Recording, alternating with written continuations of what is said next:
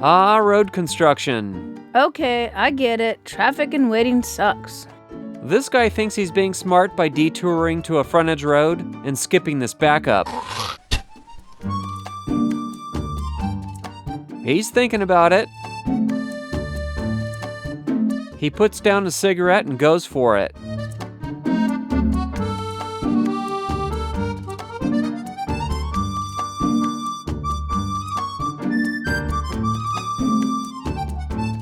Think we'll ever see him again? Well, there's Sir Edgelord himself, and look how he fails to wait for the flagger and disregards oncoming traffic.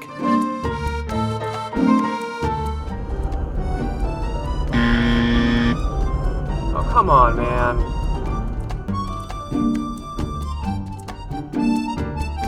He's as useless as a soup sandwich, with spit in it.